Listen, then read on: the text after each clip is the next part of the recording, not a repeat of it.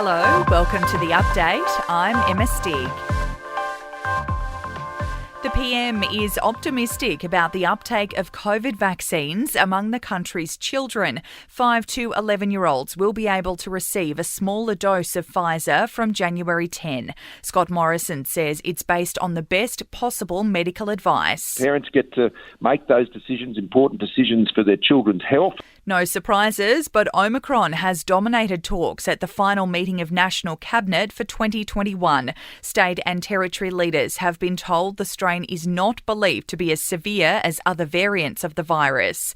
The federal government has announced a new emergency payment scheme for Aussies who lose work due to COVID case spikes. Anyone who can't earn an income because they must self-isolate or quarantine or are caring for someone with COVID will be eligible for a Centrelink payment of $750 for every week they are affected. Petrol prices in capital cities have climbed to their highest in 7 years. An ACCC report has found the daily average is 172.4 cents a litre. Heavy rain is causing flash flooding in parts of Sydney and southern New South Wales. A woman has died after her car became trapped in flooding east of Cooma. A person has also died in floodwaters in Queensland, the state's fourth floodwater death in just 2 weeks. And there are grave concerns for a father of 3 in Perth who was last seen near an out-of-control bushfire at Margaret River. Jordan Marshall hasn't been seen or heard from for 2 days.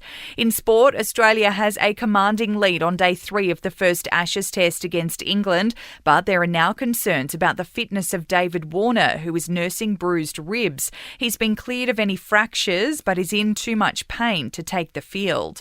World number 1 Ash Barty will contest the Adelaide International in the first week of January as part of her preparation for the Australian Open, and a spectator responsible for one of the biggest pile-ups in Tour de France history has been fined €1,200.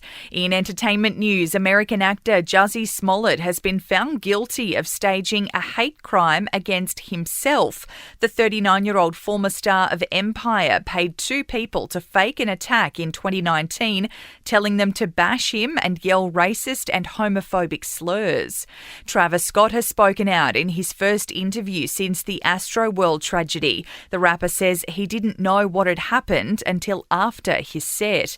And Joe Biden is set to make his first late-night talk show appearance as president. He'll appear on The Tonight Show with Jimmy Fallon. That's the latest from the Nova Podcast News team, but we'll see you tomorrow for another episode of The Update.